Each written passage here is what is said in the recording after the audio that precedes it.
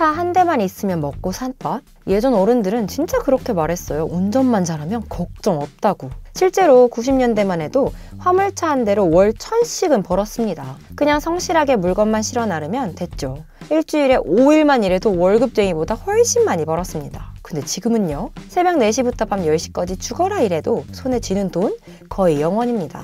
아니 0원도 아니에요. 유류비, 차량 유지비, 보험료 빼면 완전 마이너스죠. 일할수록 빚만 늘어나는 게 지금 화물차 기사들의 현실입니다. 도대체 무슨 일이 벌어진 걸까요? 왜 화물차 업계는 이렇게 무너졌을까요? 화물차 업계의 충격적인 몰락, 그 속에 숨겨진 한국 경제의 어두운 민낯을 지금부터 파헤쳐 보겠습니다.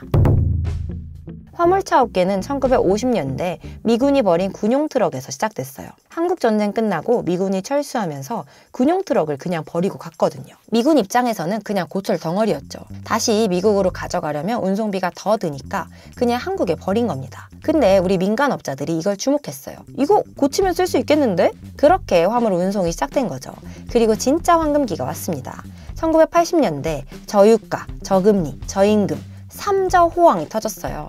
화물기사들은 그냥 돈을 쓸어 담았습니다. 말 그대로 황금알을 낳는 거위였죠. 왜요? 물건 실어 갈 곳은 넘쳐나는데 차가 없으니까요.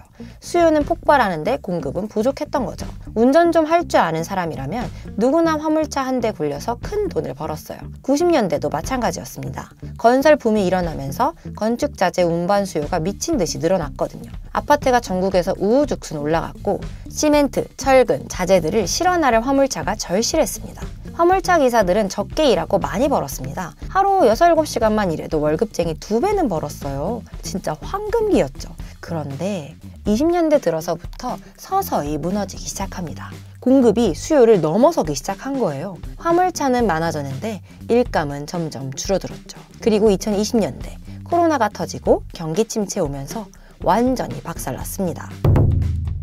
화물차가 일감을 받는 곳이 어디였겠어요? 동네 가게, 식당, 마트, 자영업자들이었죠. 식자재 가게 사장님이 전화하면 새벽에 물건 실어다 주고 편의점 사장님이 부르면 생활용품 갖다 주고 이게 화물차 기사들의 주 수입원이었어요. 근데 자영업자들이 죽어나가기 시작했어요. 2024년 한 해만 폐업 건수가 100만 건이 넘었습니다. 100만 건이요. 말이 됩니까? 하루에 2,700개 이상의 가게가 문을 닫았다는 소리예요. 왜 이렇게 됐냐고요? 사람들이 돈을 안 써요. 소비 심리가 완전히 얼어붙었죠. 가게마다 재고만 쌓이고 물건은 안 팔리고 매출은 뚝 떨어지는데 임대료, 인건비는 그대로니까 버틸 수가 없는 거죠. 결국 문 닫는 겁니다. 20년, 30년 하던 가게들도 줄줄이 폐업해요. 그럼 화물차 기사들은 배달할 가게가 없어진 겁니다. 식자재 납품, 생필품 배송 이런 일감이 싹 사라졌어요.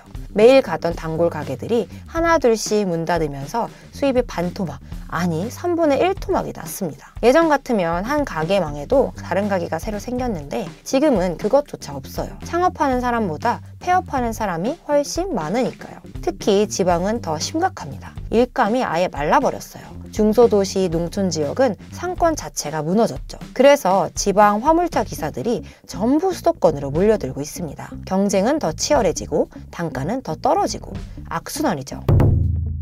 그런데 더 큰 문제가 있습니다. 쿠팡, 마켓컬리, 네이버 대형 플랫폼들이 물류를 완전히 장악해버렸어요. 예전엔 어땠냐고요? 가게 사장님이 화물차 기사한테 직접 전화를 했어요. 이것 좀 날라줘요 하면 가격 흥정하고 물건 실어 나르면 끝!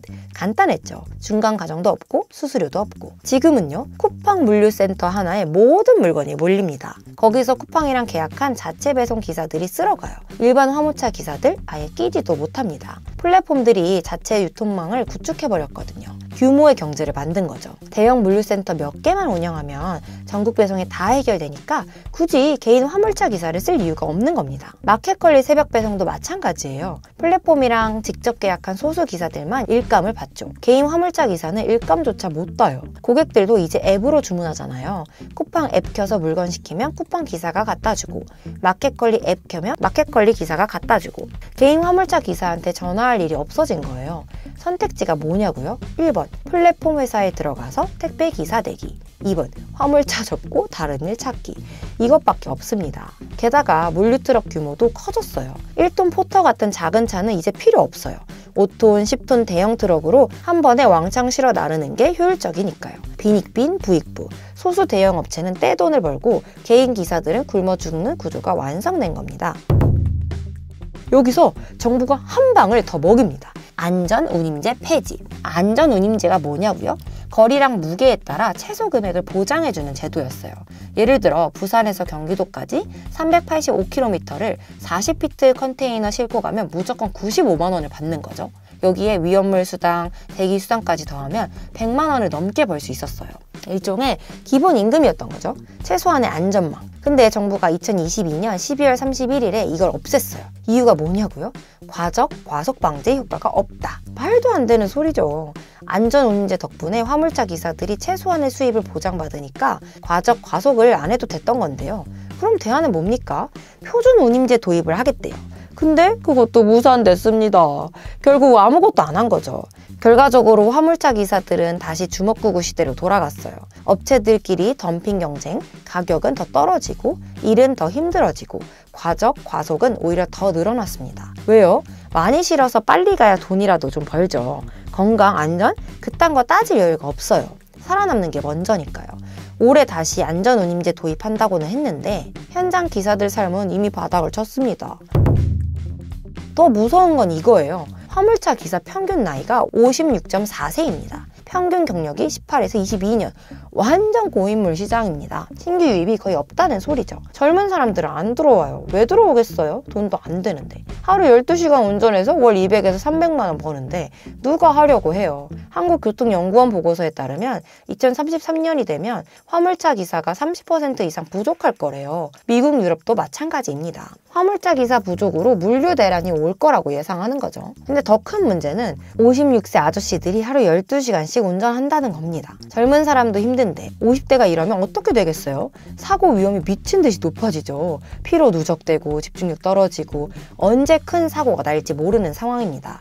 로봇택시 나오면 되지 않냐고요? 10년은 더 걸립니다. 자율주행 기술이 완전히 상용화되려면 최소 10년. 그 사이에 화물차 기사들 다 은퇴하면요? 물건 운반할 사람이 없어요. 택배도 못 받고 마트에도 물건이 없고. 상상이 되세요? 물류 시스템 자체가 마비되는 겁니다. 이 밖에도 쓸데없는 대기시간, 살인적인 스케줄, 화물차 업계를 죽이는 요인이 너무 많습니다. 정부는 안전운임제를 다시 도입한다고 하지만 솔직히 이미 늦었어요. 제도 하나 고친다고 해결될 문제가 아닙니다. 구조 자체를 뜯어 고쳐야 해요.